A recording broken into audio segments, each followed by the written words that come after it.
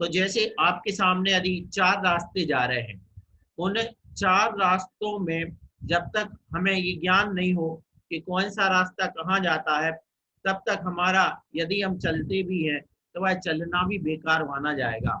उस चलने का कोई फायदा नहीं होगा। आपको एक उदाहरण आपने सुना होगा कि एक बार 2-4 दोस्त थे और रात में वे जाते हैं, हम नशे में थे, तो नशे में जाकर के नदी किनारे, और नदी किनारे जाकर के वे क्या करते हैं, नाव में बैठ जाते हैं। नाव किनारे ही पे रखी थी, और पूरी रात उसको, जो नाव चलाने का जो वो पतवार होती है, उसको खेते रहते हैं। सुबह हो जाती है, लेकिन वे वहीं के वहीं रहते हैं। क्यों रहते हैं? क्योंकि उनकी नाव खुली नहीं थी, नाव तो बंद ही रखी थी, वे चलाते रहे। तो ऐसे ही मोह से अगर जीव बना हुआ है, और रात्रि थी तो उजाला नहीं था, इसलिए उनको दिखा नहीं। तो इसी प्रकार हम कर्म से बंधे हुए हैं, मन वचन काय में जकड़े हुए हैं, और ज्ञान का प्रकाश नहीं है। तो ज्ञान का प्रकाश नहीं है, अब अज्ञान के अंधकार में हम कितने चलते भी जा रहे हैं, फिर भी कोई मंजिल तक नहीं पहुंच पाते। क्योंकि वास्तव में होता क्या है कि हम पतवार की तरह कोई भी व्रत उपवास ये जो भी चीजें हैं सब कुछ कर लेंगे, लेकिन उसके पीछे जो ज्ञान होना चाहिए, इसका की उपयोगिता क्या है, वह उपयोगिता ना होने के कारण संसारी होता है। कभी कभी तो आश्चर्य हो जाता है कि व्यक्ति करता धर्म है, लेकिन असल में होता पाप है। ये शब्द सुनने में चूंकि अच्छे नहीं लगते, लेकिन ये सच्चाई है, हकीकत है। हमारा भारत का इतिहास इस बात से भरा पड़ा है कि जब लोगों ने अपने बच्चों तक की गर्दन काट करके देवताओं को चढ़ा दी, नर बलि हमारे यहाँ चलती रही। आज भी कर देते लोग बाग, तो पशु बलि आज चलती है, होती है, यदा मतलब थोड़े रूप में सही, लेकिन आज भी पशु बलियां चलती। तो ये सब चीजें क्या है, सब धर्म के नाम पर होता है। तो इसलिए जहां अपनी बात है, तो सबकी अपनी अपनी चूक होती है। हम भी कहीं कोई चूक में तो नहीं है। कई बार ऐसा भी होता है कि हम सोचते हैं धर्म है, लेकिन अधर्म हो जाता है, पाप हो जाता है, लगता है पुण्य, लेकिन पाप हो जाता है। तो इस बात को हमें समझना पड़ेगा कि जो चीज हम कर रहे हैं वह कितने, आप सोचो कि ऐसे मुनिराज होते हैं जो 9वें ग्रेवियक में चले जाते हैं। 9वां ग्रेवियक किसे कहते हैं? अब बताओ, अहमिंद्र हो जाते हैं वहां जाकर के, लेकिन वे मिथ्या दृष्टि है यहाँ। बाहर से उनकी चर्या इतनी अच्छी है कि आपको लगेगा कि अभी इनको केवल ज्ञान हो जाएगा।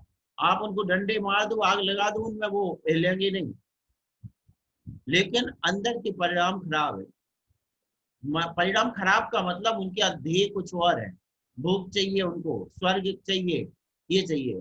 इसी प्रकार हम क्या काम, जो काम कर रहे हैं वह कितना, इन सब के पीछे मेरे कहने का भाव ये है कि यह सद्बोध चंद्रोदय जो है बड़ा महत्वपूर्ण है। ज्ञान होना चाहिए कि हम जो कर रहे हैं वास्तव में वह सही है या नहीं, और सही को करना चाहिए। आग 30वां नंबर श्लोक है कि क्या कहा है, चित समुद्र तटबद्ध सेवया जायते किमुन रत्न संचया दुःख हेतुरमुतस्तु दुर्गति किम न विप्लव मुपैति योगिनः।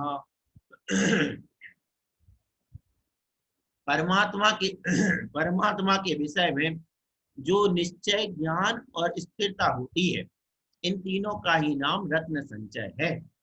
वह परमात्मा योग रूप नेत्र का विषय है। निश्चय ने की अपेक्षा वह रत्नत्र स्वरूप आत्मा एक ही है, उसमें सम्यक दर्शन आदि का भेद भी दृष्टिगोचर नहीं होता है। अब देखो, परमात्मा के विषय में जो निश्चय है, ज्ञान और स्थिरता होती है परमात्मा के विषय में। परमात्मा कौन? अपना ही आत्मा परमात्मा। ध्यान से देखना, अभी भगवान की बात नहीं है। मेरे आत्मा में ही परमात्मा की शक्ति है, ऐसा निश्चय। अपनी आत्मा का सही ज्ञान और इस आत्मा में ही स्थिरता होना, इस आत्मा से बाहर भटकना नहीं। जैसे मान के चलो अभी कोरोना है तो आदमी अपने घर से बाहर नहीं भटकता है, ज्यादा से ज्यादा उसको भटकने की भी उसने मर्यादा कर ली है कि हम ज्यादा से ज्यादा सब्जी लेने जाएंगे, मंदिर जाएंगे, दूध लेने जाएंगे, या मान के चलो दुकान है तो दुकान जाएंगे। लेकिन कोई अगर मान के चलो मैं आपको ऑफर दे दूं अभी कि हमारे सारे स्वाध्याय ग्रुप के लिए मैं यात्रा पर ले चल रहा हूँ 25 जगह की, शिमला मनाली और यात्रा धर्म यात्रा सब करा दे रहा हूँ, तो आप लोग नहीं जाओगे। अपने आप को बांध लिया है कि हम इससे आगे बढ़ने वाले नहीं है, चाहे कोई फ्री में भी है मुझे कुछ भी कराए तो भी मैं करने वाला नहीं। अभी अगर आपको बुलाए, कोई व्यक्ति बुलाए कि होटल, अरे बेटू वो बाहर कट जाएगा, तो कोई बुलाए तो भी अपन फ्री में किसी की मतलब जो लोग पार्टी करने जाते होटलों में, अगर कोई बुलाए भी तो भी जाने वाले नहीं है। तो ऐसी हालत है कि अपने आप को मतलब एक सीमित कर लिया है कि इतनी सीमा मेरी है, इसके आगे खतरा है, देखना ध्यान से, इसके बाहर खतरा है। इसी प्रकार जो आत्मस्थ होता है, पहले हम कह रहे हैं जो जो घटनाएं घटती हैं उन सब घटनाओं में धर्म छुपा हुआ है, सिर्फ समझने की जरूरत है। आदमी कहता था, सोचता था कि कोई ऐसा कैसे कर सकता, आप रूप में लीन रहे थे सम्यक चारित्र सोई, अपने ही आप में लीन रह जाता है, वो बाहर नहीं निकलना चाहता।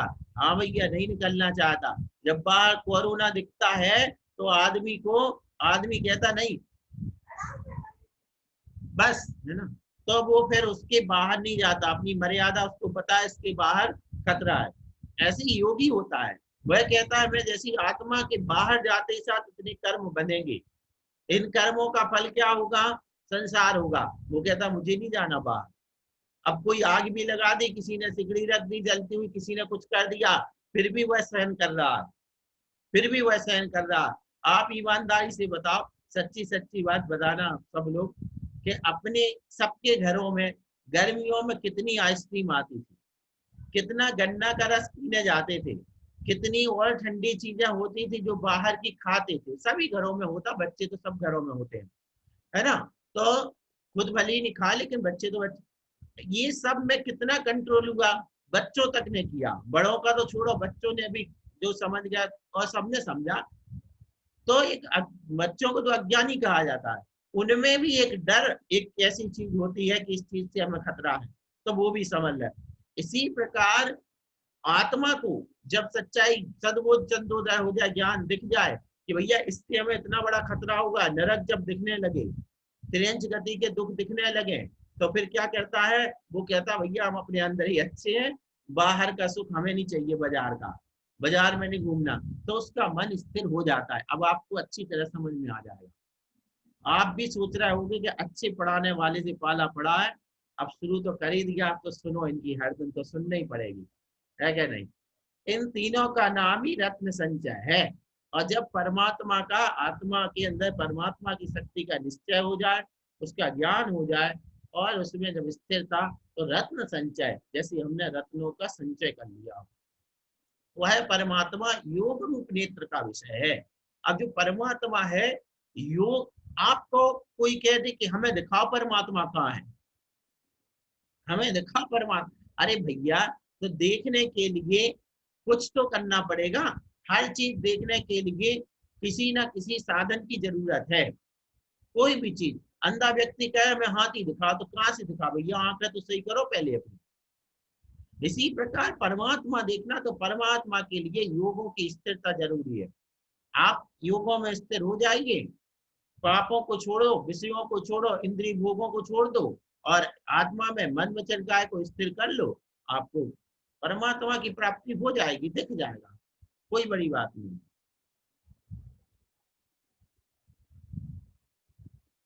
निश्चय की अपेक्षा वह रत्नत्र स्वरूप आत्मा एक ही है। अब वास्तव में देखो कि जो परमात्मा है, मतलब भगवान, और हमारा आत्मा है, निश्चय न की अपेक्षा क्या है, सव्वे शुद्धाहु शुद्धनया, सभी जीव कैसे शुद्ध हैं, सभी जीव एक समान है, किसी में कोई अंतर नहीं है। तो निश्चय न्याय की अपेक्षा और रत्नत्रय स्वरूप आत्मा एक ही है, उसमें कोई, अब इसमें दूसरा भेद, सम्यक दर्शन आदि का भी भेद नहीं है। इसका क्या मतलब हुआ, जैसे हम कहते हैं ये सम्यक दर्शन, ये सम्यक ज्ञान, ये सम्यक चारित्र, अपन तीन बातें करते हैं, तो आचार्य महाराज कह रहे इसका भी भेद नहीं है। क्यों नहीं है, क्योंकि सम्यक दर्शन, सम्यक ज्ञान और सम्यक चारित्र तीनों अभेद रूप में होते हैं। जो वीतराग चारित्र होता है, शुद्धोपयोग होता है, निश्चय सम्यक दर्शन होता है, आत्मानुभूति होती है, स्वरूपाचरण चारित्र जिसे कहते हैं, ये सब जो भी होता है, इन सब में क्या है, सम्यक दर्शन, ज्ञान और चारित्र अलग अलग नहीं होते हैं, एक मेक हो जाते हैं, एक मेक हो जाते हैं। कैसे एक मेक हो जाते हैं, आपने मान के चलो हलवा बनाया है ना, अपन सिंपल वाला हलवा ले रहे जान, है ना, तो आप उसमें मान के चलो आटे का बनाया, आटा है, घी है, शक्कर है, अब मान के चलो आप हलवा का एक एक चम्मच, एक एक टुकड़ा लो, अब हम आपसे कहें इसमें हलवा कहाँ है बताओ, आटा कहाँ है, शक्कर कहाँ है, अरे भैया तीनों क्या हो गए हैं, मिक्स हो गए हैं, और तीनों को इकट्ठे होकर के अब एक हो गया। इसी प्रकार से आत्मा में सम्यक दर्शन, सम्यक ज्ञान, सम्यक चारित्र, हल्का हलवा बन गया। मतलब अब अलग अलग नहीं बचे, अब क्या हो गए हैं, वो तीनों एक हो गए। एक और चीज होती है अमृत धारा, अमृत धारा का उदाहरण भी, कि उसमें पेपरमेंट होता है और क्या होता है, दो तीन चीजें उसमें भी होती हैं, अब वो कहाँ है, बस तो इकट्ठे होकर के वो क्या बन गए, एक बन गए। इसी तरीके से अभेद रत्नत्रय में क्या होता है कि सम्यक दर्शन अलग है, सम्यक ज्ञान अलग, सम्यक चारित्र अलग, ये सब नहीं चलता है, वहां तो तीनों एक हो जाते हैं, तो सम्यक दर्शन आदि का भेद भी नहीं रह जाता। इस प्रकार परमात्मा के विषय में निश्चय, ज्ञान और स्थिरता का नाम रत्न संचय है। परमात्मा योग रूप नेत्र का विषय है, मतलब योग के आंख से देखा जाएगा, अपनी इस आंख से दिखे, इस आंख से नहीं दिखेगा, मन वचन काय की स्थिरता रूप जो आंख है उससे दिखेगा। और निश्चय नहीं की अपेक्षा रत्नत्र स्वरूप आत्मा भी एक ही है, अलग अलग नहीं है, सम्यक दृष्टि अलग हो, सम्यक ज्ञानी अलग हो, सम्यक चारित्रवान अलग हो, वो सारा एक ही है। अब इसके बाद अगला 31वां नंबर, प्रेरिता श्रुत गोरेन शेमुषु कारमुकेन सर्वदृगादयः बाह्यवेद्य विषये कृतस्त्रमाश्चिद्र चिद्रणे बाह्यवेद्य विषये कृतश्रमाश्चिद्रणे प्रहत कर्म शत्रवः। अभिप्राय यह है कि जिस प्रकार रणभूमि में डोरी से सुसज्जित धनुष के द्वारा छोड़े गए बाण लक्ष्यभूत शत्रुओं को वेद कर उन्हें नष्ट कर देते हैं, उसी प्रकार यहाँ चैतन्य रूपी रणभूमि में आगम अभ्यास रूपी डोरी से बुद्धि रूपी धनुष का सुसज्जित कर उसकी प्रेरणा से प्राप्त हुए सम्यक दर्शनादि रूप बाणों के द्वारा कर्म रूपी शत्रु भी नष्ट कर दिए जाते हैं। एक कल्पना करो मन में कि युद्ध की भूमि है, युद्ध चल रहा है, धनुष बाण से युद्ध चल रहा है। अब उस रणभूमि में जो धनुष है, अब वो आगे डोरी लगी रहती है, उस डोरी पर बाण लगा हुआ है, वो जब बाण पूरी तरीके से सीधा निशाना करता है तो शत्रुओं को निपटा देता है। उसी प्रकार इस चैतन्य रूपी रणभूमि है, ये आत्मा में युद्ध की स्थान बन गया है। अब इसमें आगम अभ्यास रूपी डोरी, मतलब बुद्धि का धनुष है, बुद्धि का धनुष बना, उसमें आगम के अभ्यास की डोरी लगी हुई है, आगम के अभ्यास की डोरी। देखो धनुष महत्वपूर्ण है, लेकिन धनुष में लगी हुई डोरी, क्योंकि असली तो बाण डोरी पे लगा हुआ है, तो वो डोरी बराबर होना चाहिए। अगर डोरी में मान के चलो डोरी ढीली पड़ गई तो क्या होगा, बाण आगे नहीं जाएगा, आप खींचोगे नीचे गिर, यहीं कहीं गिर जाएगा, शत्रु तक नहीं पहुंचेगा। तो आगम अभ्यास की डोरी है ना, बुद्धि का धनुष है और आगम अभ्यास की डोरी है। अब उसमें बाण क्या है, युद्ध भूमि क्या है, आत्मा अपनी युद्ध भूमि है, बुद्धि धनुष है और आगम का अभ्यास उसकी डोरी है धनुष की, उस पर सम्यक दर्शन रूपी बाण चलाए जाते हैं जब, तो क्या हो जा, सम्यक दर्शन ज्ञान चारित्र, इनके बाण जब चलते हैं तो कर्म रूपी शत्रु नाश हो जाते, मस्तकम दयना धूपम निर्पामति स्वा। तो जो कर्म है, ये कर्म शत्रु, इनका नाश हो जाता है कब, जब, फिर से देख लो, जैसे युद्ध का स्थान रणभूमि, युद्ध में योद्धा है, योद्धा ने धनुष लिया, धनुष में डोरी बंधी हुई है, डोरी जितनी अच्छी बंधी तरीके से बंधी होगी, बाण का उतना अच्छा संधान होगा और बाण अपने लक्ष्य तक जाएगा। अब जो अच्छा योद्धा है और उसने धनुष से बाण को छोड़ दिया तो शत्रु का विनाश कर देता है। इसी प्रकार ये कर्म रूपी शत्रु हमें परेशान कर रहे हैं, हमारी आत्मा पर, मतलब एक तरीके से आत्मा के ऊपर नाच रहे हैं, आत्मा को परेशान कर रहे हैं, पराधीन कर रहे हैं। तो हम क्या है कि हमारी चैतन्य जो आत्मा है, ये रणभूमि है, युद्ध भूमि बन गई है। अब युद्ध में क्या हो रहा है, बुद्धि को हमने धनुष बना लिया है और आगम अभ्यास की उसमें डोरी लगा ली है और सम्यक दर्शन ज्ञान चारित्र के बाण चलाए जा रहे हैं, उनसे क्या हो गया है, कर्म रूपी शत्रु नाश हो रहे हैं। क्यों? क्योंकि सम्यक दर्शन ज्ञान चरित्र, ये ही सम्यक दर्शन ज्ञान चरण जी, ये जी के सुखकारी, ऐसे अपन पढ़ते ना 12 भावना में, तो ये ही सुखकारी है और ये ही हमें अपनी आत्मा का वैभव बचाने में कारण हो सकते हैं। बाकी यदि ये नहीं है तो आत्मा का राज्य है वह लुट रहा है, लुट रहा है। आप सोचो कि हम किस किस के अधीन नहीं है, बताओ। दुनिया में अपन थोड़ी थोड़ी चीजों से डरते, थोड़े थोड़े छोटे छोटे से लोगों के पराधीन हो चुके हैं। क्यों हो चुके? क्योंकि हमारे पास ये नहीं है, हमें डर बैठा हुआ है। तो इसके लिए ये आगम का अभ्यास वगैरह करना चाहिए। यहाँ पर कहने का मतलब ये है कि आगम का अभ्यास रखो, अपनी चेतना पर ध्यान रखो, आज आगम का अभ्यास करो, बुद्धि को सही रखो ठिकाने पर और सम्यक दर्शन आदि को अपने पास रखो, जिससे कर्मों से हम लड़ते रहें। आगे देखते हैं अगला 32वां नंबर, चित्तवाच्य करणीय वर्जिता निश्चयेन मुनिवृत्तिरीदृशी अन्यथा भवति कर्म गौरवात् सा प्रमाद पदवीमुपयेयुषः मुपेयुषः। निश्चय से मुनि की वृत्ति मन वचन एवं काय की प्रवृत्ति से रहित ऐसी होती है। तात्पर्य यह है कि वह मनोगुप्ति, वचन गुप्ति एवं काय गुप्ति से सहित होती है, परंतु प्रमाद अवस्था को प्राप्त हुए मुनि के कर्म की अधिकता के कारण वह मुनि वृत्ति इससे विपरीत अर्थात 3 गुप्तियों से रहित होती है।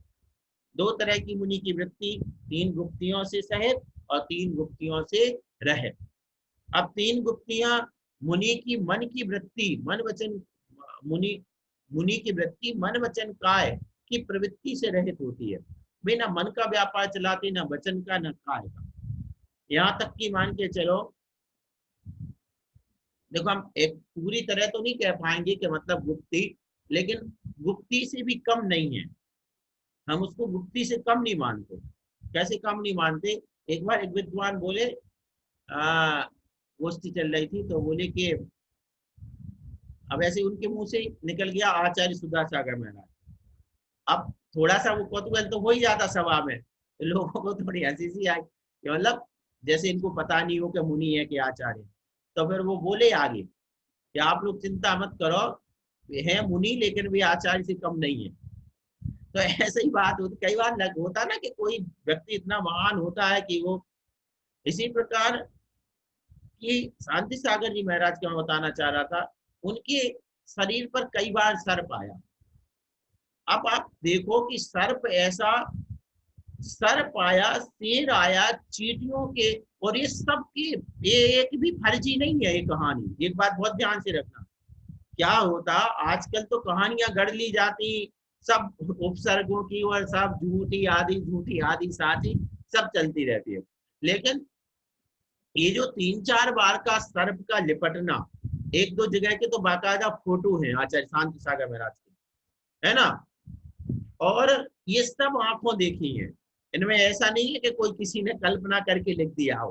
तो ये उनके मतलब सर पूरा बैठा रहा, लोग बाहर बैठे हैं, लोग देख रहे हैं कैसे हटाएं, कैसे हटाएं, वो तरह तरह की घटनाएं। तो मेरे कहने का मतलब, अब उस समय देखो आप कि शांति सागर महाराज अपनी सामायिक में बैठे हुए, अब कुछ भी हो जाए जब तक वो सर्प नहीं उतरेगा तब तक वे सामायिक नहीं छोड़े। इसका क्या मतलब होता है, इसको कहते गुप्ती। मैंने पहले ही कह दिया, मैं ये नहीं कह रहा हूं कि क्या है, अब अपन ना तो इतने केवल ज्ञानी ना इतने ज्ञानी है कि हम ये कह रहे हैं कि गुप्ती है, लेकिन हमें जो समझ में आ रहा कि भाई इतने शास्त्र के आधार पर अपन ये मान सकते कि गुप्ती की लीनता कि उस समय वो अपनी काय की चेष्टा नहीं कर रहा है, भगाने का कोई प्रयास नहीं कर रहा है, और दूसरी बात डर भी नहीं रहे। दो तरीके हैं, या तो हम इसको जहरीले सांप आदि को भगाएंगे या हम डरेंगे। तो ना वो डर रहे और ना वो भगा रहे, इसका मतलब वो गुप्ती में है। तो ये कहलाती गुप्ती। गुप्ती में डर भी नहीं होता है और भागना भी नहीं होता है, दोनों चीजें होती हैं। ऐसी जाकर के आत्मा की स्थिरता का नाम गुप्ती कहते हैं। तो ऐसी जो मन वचन काय की प्रवृत्ति से रहित प्रवृत्ति है, गुप्ती रूप होती है ना। तात्पर्य यह है कि मनोगुप्ती, वचन गुप्ती एवं काय गुप्ती। अच्छा ऐसा है, जैसे मान के चलो कई बार क्या होता कि अपन डर जाते हैं, तो अपन क्या करेंगे, चिल्ला देंगे कि भैया बचाओ। तो वो वचन से भी नहीं कर रहा है, काय से भी नहीं कर रहा है।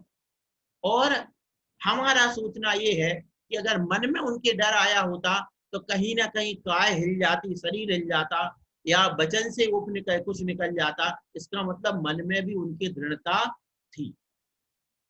तो ऐसी गुप्ती, परंतु प्रमाद अवस्था को प्राप्त हुए मुनि के कर्म की अधिकता के कारण प्रमाद अवस्था जब आ जाती है, एक छठा गुरुस्थान प्रमत्त व्रत है और सातवां अप्रमत्त व्रत है। जैसे ही साधु प्रमाद में आ जाता है तो तीन गुप्तियों से बाहर हो जाता है।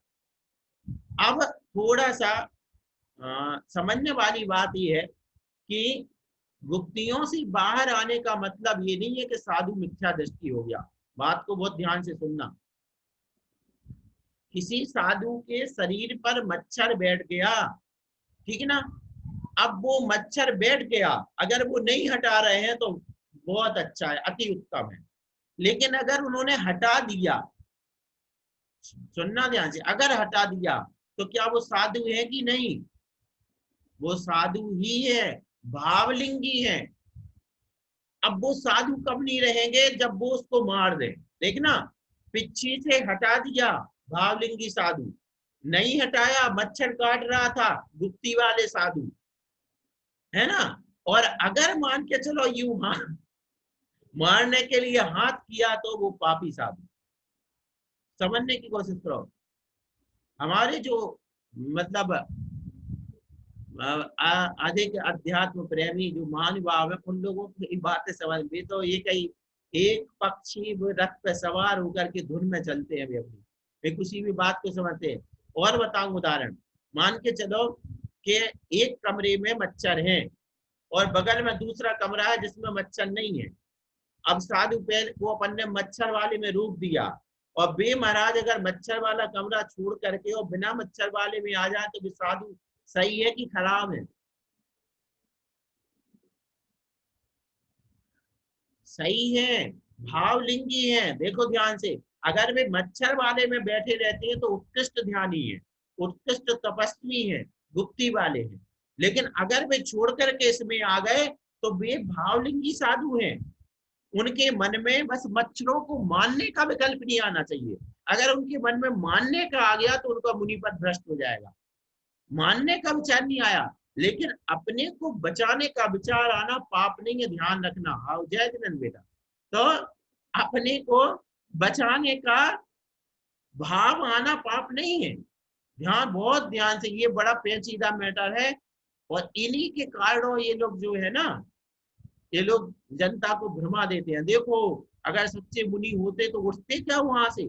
और अभी मैं अगर ऐसी वर्णन कर दूं तो आप भी हाँ कह दो कि बरोबर है, बरोबर है। अभी मैं क्या दूं, देखो अब जो साधु किसी से नहीं डरते, अरे मच्छर से डर गए, ये सम्यक दृष्टि को भय होता है क्या कोई? तो आप लोग कहोगे हाँ यार भैया जी क्या तो सही रहे, जब मुनि बने तो क्या भय होना। अरे वाह, ऐसा नहीं है, सबकी विधाएं हैं।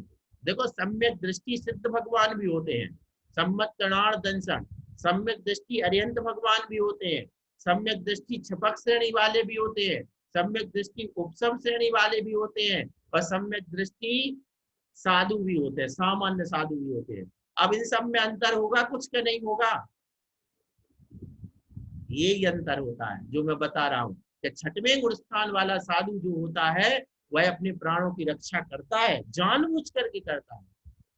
दूसरे के प्राणों का घात करना पाप है, अपने प्राणों की रक्षा करना पाप नहीं है। और ये डर नहीं कहलाता है।